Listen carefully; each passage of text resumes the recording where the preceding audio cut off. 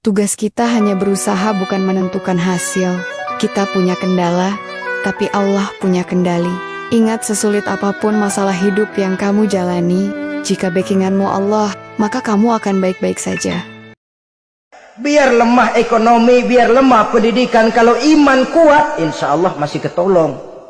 Tapi biar ekonomi kuat, pendidikan kuat, iman lemah, malah yang kuat tadi akan menghancurkan nilai iman yang lemah itu tadi. Disinilah mabda'nya, berlindung kita kepada Allah dari lemah hati, lemah iman, lemah akidah.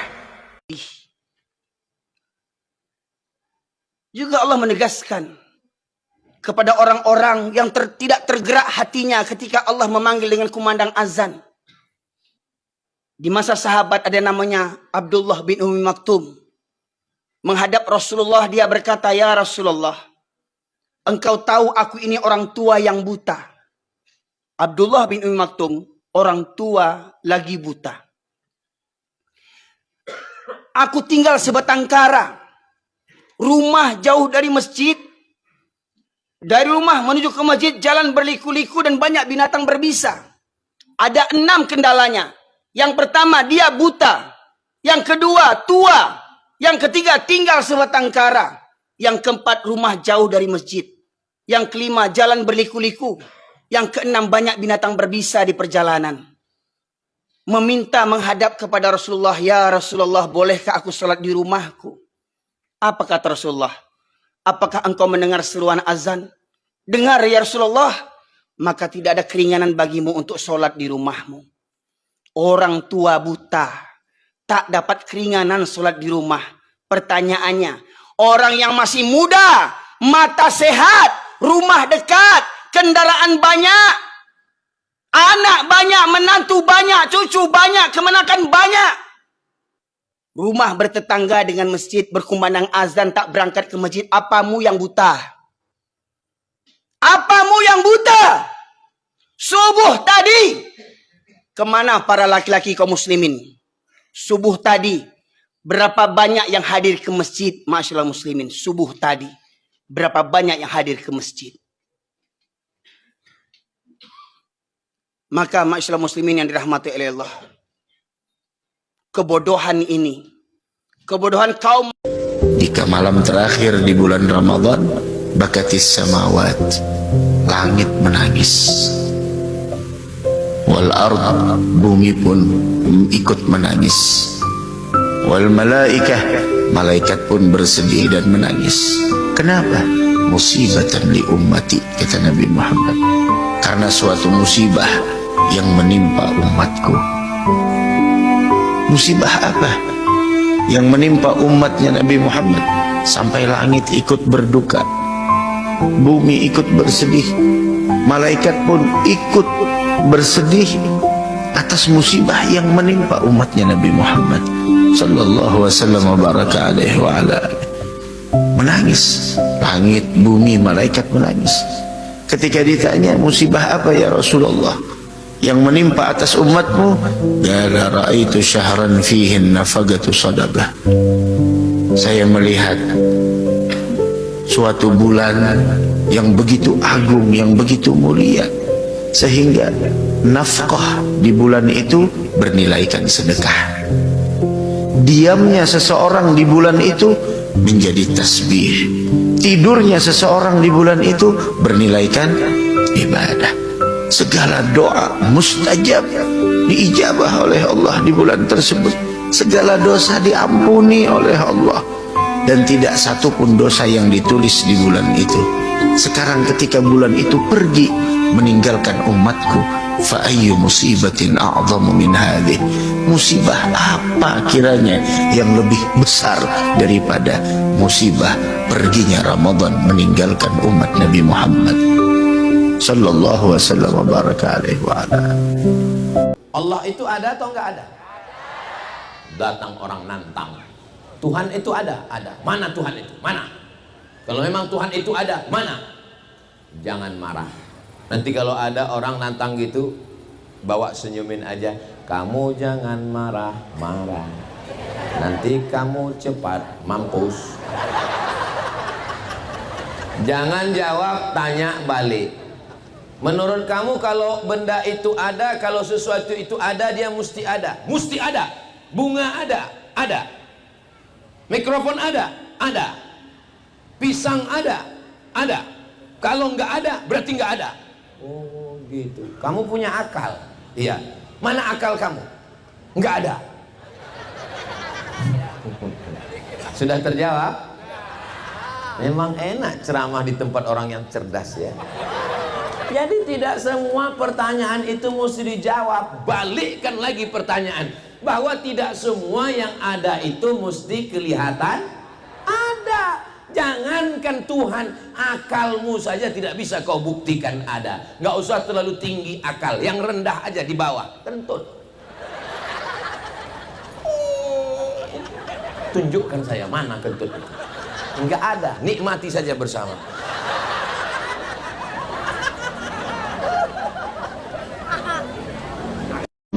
Salah satu yang mendatangkan keberkahan dan menghilangkan kefakiran.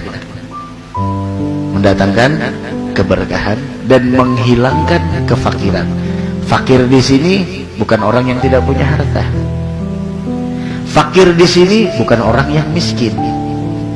Fakir di sini bukan mereka yang tidak mempunyai pekerjaan tetap. Akan tetapi fakir yang sebenarnya ketika engkau tidak pernah merasa cukup dengan apa yang Allah berikan, ada fakir.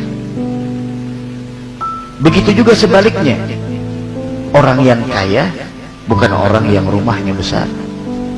Orang yang kaya bukan orang yang punya harta melimpah. Orang yang kaya bukan orang yang mempunyai gaji tiap bulan puluhan juta. Lah, itu bukan orang kaya. Tapi orang kaya yang sebenarnya adalah mereka yang mempunyai sifat qanaah di dalam hatinya. Selalu merasa cukup dengan apa yang diberikan oleh Allah dan senantiasa menghargai setiap nikmat yang sampai kepadanya meskipun tidak sesuai dengan keinginannya. Ada orang kaya.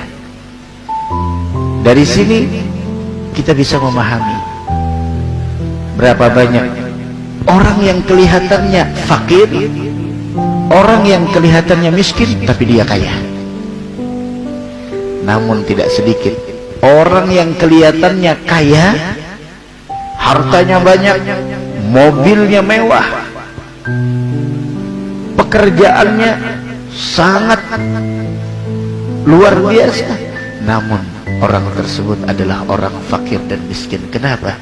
Ketika sifat qanaah dicabut oleh Allah Subhanahu wa ta'ala di dalam hati kita, maka bagaimanapun harta dunia tidak akan pernah mampu menutupi rasa cukup yang ada di dalam hati kita.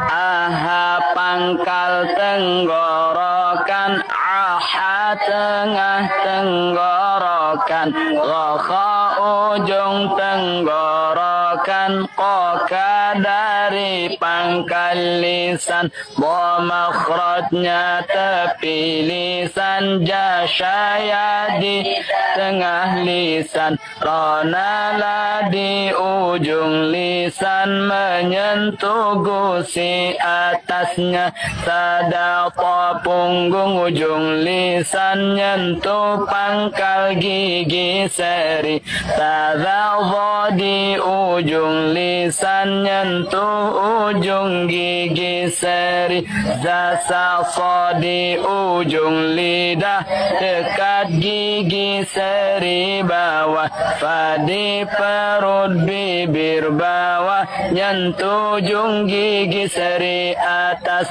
wa antara dua bibir, bama mengatupkan bibir, itulah huruf hijaiyah, yutalaqi musyafahah. Makanya kata Nabi, perempuan dia mau secantik apapun, sehebat apapun, sekaya apapun, sebagus apapun fisik dan badannya, tapi kalau dia tidak melakukan lemah lembut, tidak beradab di depan suaminya, dia bukan salah satu golongan min ahlil jannah. Ternyata ada yang lebih mahal dari harta, ada yang lebih mahal dari intan dan mutiara, ada yang lebih mahal dari pangkat dan kedudukan. Apa dia? Harga diri. Dan itu yang langka sekali. ikan di laut biar 3 tahun berendam di air asin nggak ikut jadi asin tuh ya. Kenapa? Karena dia hidup. Ikan yang hidup 3 tahun berendam di air asin nggak ikut asin. Tapi begitu dia mati, ikan mati mah bagaimana keadaan? Digaremin asin, diasemin asin. Ikan mati. Orang yang jauh dari agama jiwanya mati. Kalau jiwanya mati gampang diasem garemin lingkungan. Dekat sama ustad kalem kayak ustad. Dekat sama tukang mabok teler aja lagi. Gue sih bagaimana yang nyamper aja gue mah. Gampang diasem garemin lingkungan. Tapi orang yang jiwanya hidup, silakan buka tempat pelacuran di samping rumah saya, pantang saya ikut. Manusia akhir zaman sekarang, kalau ada yang lamar anaknya, langsung dia tanya, di mana kerja? Ada mobilnya enggak? Sudah ada rumahnya? Tidak salah, tapi semua yang Bapak tanyakan itu tidak ada gunanya ketika agamanya tidak beres. Apa yang paling besar di dunia ini? Nafsu. Apa yang paling dekat di dunia ini? Kematian. Apa yang paling jauh di dunia ini? Masa lalu. Apa yang paling berat di dunia ini? Memegang amanah. Apa yang paling ringan di dunia ini? Meninggalkan salat. Apa yang paling tajam di dunia ini? Lidah. Salat, tapi pikiran melayang. Begini jawaban Rasulullah yang menggetarkan hati. Pada suatu majelis Rasulullah, suasana terasa begitu tenang. Para sahabat duduk melingkar menyimak setiap perkataan beliau dengan penuh perhatian.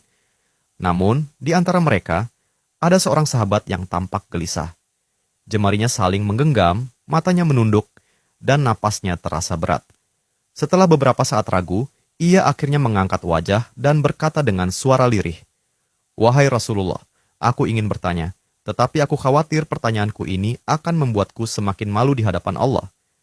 Rasulullah pun tersenyum lembut, menatapnya penuh kasih sayang. "Katakanlah, wahai saudaraku, tidak ada pertanyaan yang membuat seseorang hina jika ia bertanya untuk mencari kebaikan." Sahabat itu menarik napas dalam, matanya mulai berkaca-kaca. "Wahai Rasulullah, aku merasa salatku sering tidak khusyuk. Kadang aku mengingat urusan dunia, kadang pikiranku melayang entah kemana. Aku takut salatku tidak diterima oleh Allah. Apakah dengan salat seperti itu, aku tetap mendapatkan pahala?" Suasana majelis seketika menjadi hening. Para sahabat lainnya ikut menunduk, merasakan kegelisahan yang sama. Mereka tahu betapa beratnya pertanyaan itu. Namun, yang terjadi setelahnya benar-benar di luar dugaan. Rasulullah tidak langsung menjawab. Beliau menatap sahabat itu dengan penuh kelembutan.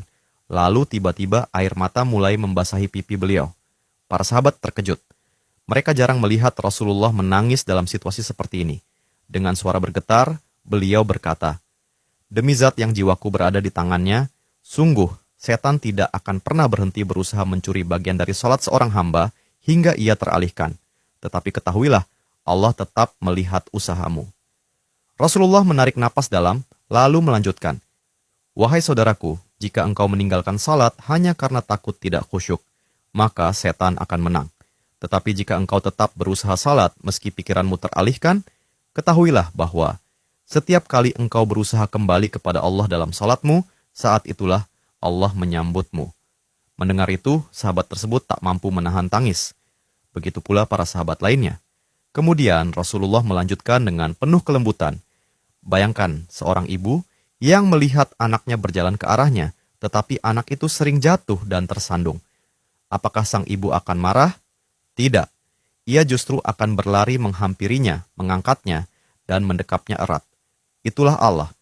Ia lebih penyayang daripada seorang ibu kepada anaknya.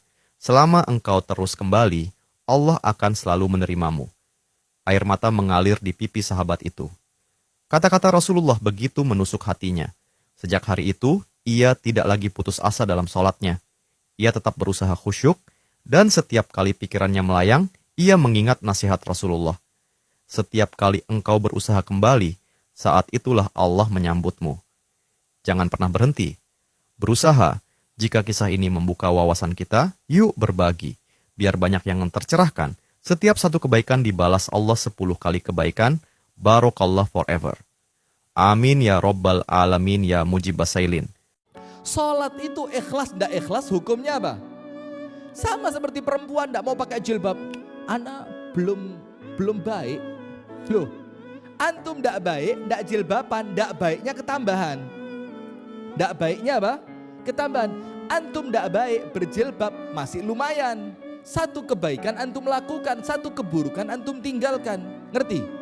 Nah, begitu. Jadi itu perkara yang salah. Anda baik tidak baik menggunakan jilbab hukumnya apa? Wajib.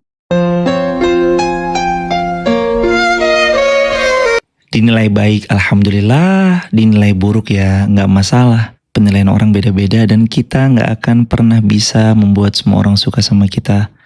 Yang kita bisa adalah lakukan yang terbaik yang kita bisa. Waktu akan jadi jawaban dari setiap pembicaraan-pembicaraan nggak enak tentang seseorang. Kalau dia benar baik seperti kayu gaharu, dibakar kian wangi. Kalau dia buruk seperti buah yang busuk, cepat atau lambat pasti akan jatuh tanpa harus dijatuhkan. Barakallahu fiik. Kalau seseorang memuliakanmu, maka muliakanlah dia dengan cara yang jauh lebih mulia. Tapi jika seseorang menghinamu, maka muliakanlah dirimu dengan menjauh darinya. Barakallahu fiik. Kalau yakin semua kekuatan dari Allah, insya Allah kita akan jauh lebih tenang. Kita lebih mengandalkan doa nanti. Kita ikhtiar, hanya bisa ikhtiar itu juga kalau dikuatkan oleh Allah. Makanya jangan ujub. Ini ide saya, ini adalah gagasan saya. Sudahlah, mau apa diakui? Kalau nggak dikasih ide oleh Allah, nggak ada ide. Kalau otaknya dikasih error oleh Allah, boro-boro ide diobati. Belajar untuk tidak merasa berjasa, tidak merasa sudah banyak berbuat. Benar, kita harus berusaha, tapi kalau sudah jadi, sudah. Ini hidup bagaikan menulis di atas kertas putih. Apa yang kita tulis itu yang akan dibaca, apa yang kita ukir itu yang akan terlihat. Dari karenanya tulislah dengan tulisan-tulisan yang indah, agar setelah kita wafat mereka hanya mengingat keindahan dari kita. Memang kita tidak memungkiri semua manusia pasti mempunyai sebuah keburukan, keterbatasan. Namun walau bagaimanapun kita sebagai orang Islam tidak dianjurkan untuk melihat kekurangan orang lain, dan kita sangat ditekankan untuk melihat kebaikan yang dimiliki oleh orang lain. Begitu. Apabila Allah ingin mencabut keimanan seseorang sebelum wafat, dicabut imannya, maka Allah jadikan orang tersebut senantiasa berprasangka buruk kepada orang lain. Kemudian Allah jadikan hatinya membenci dengan para ulama, dan orang tersebut senantiasa di sana tidak mau mencari ilmu pengetahuan agama. Dan kita berataan hidup beriman, wafat pun dalam keadaan membawa iman. Stres itu biasanya karena kebanyakan mikir, kurang zikir. Harusnya bukan banyak zikir kurang mikir, bukan. Tapi setiap mikir harus jadi zikir. Berpikir apapun. Tentang rezeki, tentang kesehatan, tentang keluarga, anak, tentang masalah, tentang keinginan, tentang ancaman. Mengapa? Karena semua yang kita pikirkan itu semuanya ada dalam genggaman Allah, milik Allah. Tidak akan pernah bisa terjadi baik nikmat maupun musibah tanpa izin Allah. Semuanya hanya ada dalam kekuasaan Allah. Oleh karena itu, ingat keinginan, minta ke Allah. Ingat ancaman, berlindung kepada Allah. Ingat tentang kesehatan, minta ke Allah yang menyehatkan. Ingat masalah keluarga, Allah yang membulak-balik hati. Oleh karena itu, jangan berlama-lama dengan mengingat selain Allah. Makin cepat kembali ke Allah, makin sering mengingat Allah, makin yakin kepada janji jaminan Allah. Itulah yang membuat hati ditenangkan oleh Allah. Ala bizikrillah tatma'innul qulub. Camkan, hanya dengan mengingat Allah hatimu akan tentram.